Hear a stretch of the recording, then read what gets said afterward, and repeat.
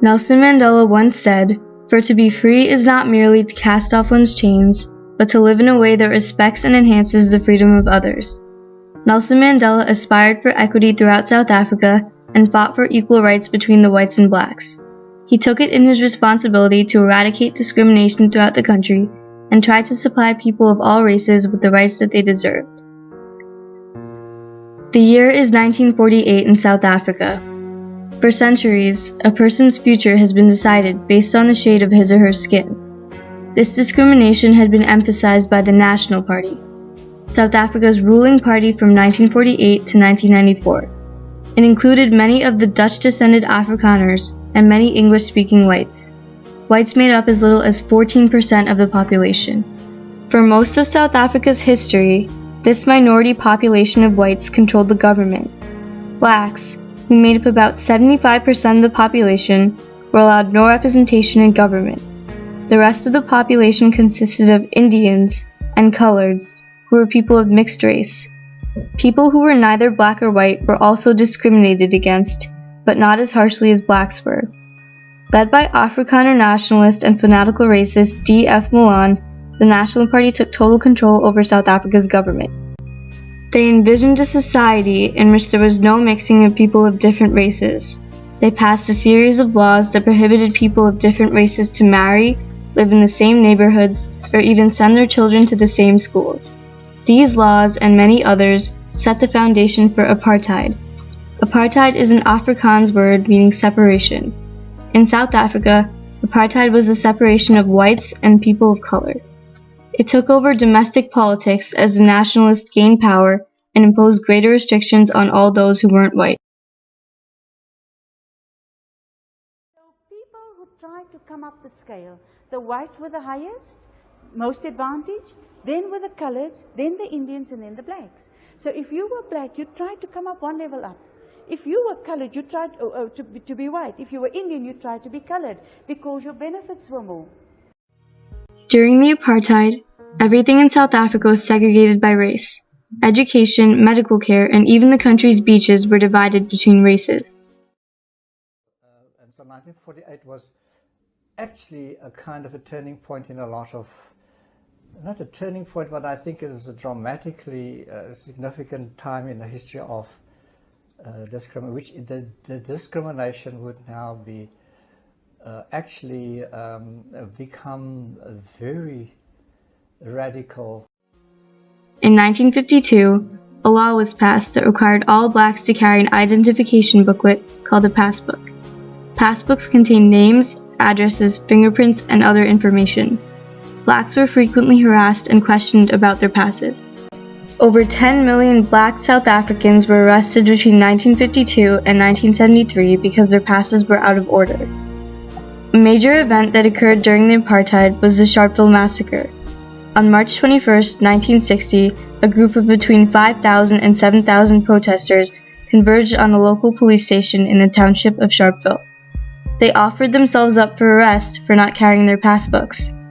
Police shot into the crowd, killing about 70 people and wounding 180.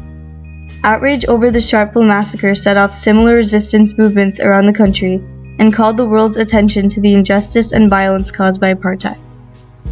The Sharpeville Massacre and the government's reaction to it shocked the rest of the world. Leaders of the ANC encouraged their supporters to burn their passbooks. Public pass burnings were staged by a few resistance groups. The Sharpeville Massacre was a turning point in South African history because it raised awareness around the world about apartheid policies. Nelson Mandela was born on July 18, 1918. Mandela had grown up hearing about his ancestors and how they bravely fought for their rights.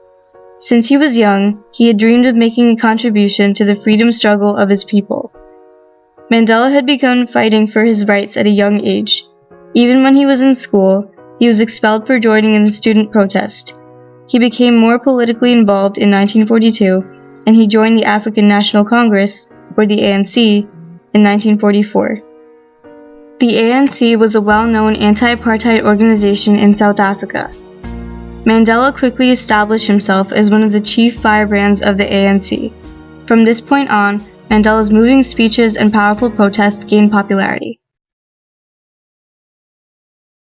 the ANC was one of the oldest liberation movements in Africa, and actually one of the oldest sort of fighting against colonialism, European colonialism, anywhere in the world, and so it shaped a lot of other liberation movements simply by being early, by being clear about its goals.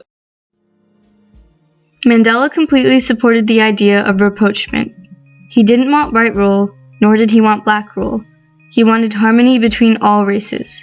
Mandela never faltered in his dedication to achieving democracy and equality. As one of the leaders of the ANC, Mandela helped to transform the organization into a revolutionary mass movement. In 1964, Mandela and 7 others were accused of conspiracy and sabotage and sentenced to life imprisonment. The case was known as the Riviona trial. Supporters of the ANC were infuriated, and many protests took place to release those who were jailed. In his speech from the dock at the beginning of his defense trial, Mandela says some of his most famous words. "During my lifetime, I have dedicated myself to the struggle of the African people.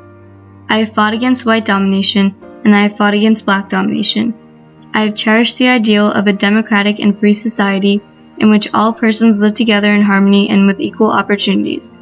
It is an ideal which I hope to live for and to achieve, but if it needs to be, it is an ideal for which I am prepared to die." Mandela was finally released from prison in 1990. Throughout his life, he ended up spending 27 years in prison. His release was celebrated throughout the country. In 1994, Mandela was elected President of South Africa. He was the first president to be elected in fully representative democratic elections. He was also South Africa's first black president. His inauguration marked the end of apartheid. He led South Africa towards democratic rule, and his ties to the ANC helped him transform South Africa into a more civil and egalitarian country. Every individual, regardless of race, gender, religion, or social position, was equal before the law. He unified a divided nation. As President of South Africa, Mandela brought his ideals of reconciliation, forgiveness, and tolerance to hundreds of conservative white-run towns. Archbishop Desmond Tutu, who was a Nobel Prize-winning social rights activist in South Africa, came up with the name the Rainbow Nation. Mandela used this term to describe post-apartheid South Africa because it represented the unity of multiculturalism and the coming together of people of many different races. Mandela passed away on December 5, 2013. About 5,000 people attended his funeral, and his death was mourned by people all over the world. His legacy inspired all those oppressed and deprived to stand up for the rights that they deserved. Though South Africa has come a long way since apartheid, traces of racism can still be seen throughout the country. So what they say is that while political apartheid ended, there's still social and economic apartheid. So like when you go there, you still see like between people's like living situations, you can still kind of see the remnants of it, because you'll see like people of a certain race living in certain kinds of housing. Like black people have like poorer housing, and like white people will be in like the nicer houses.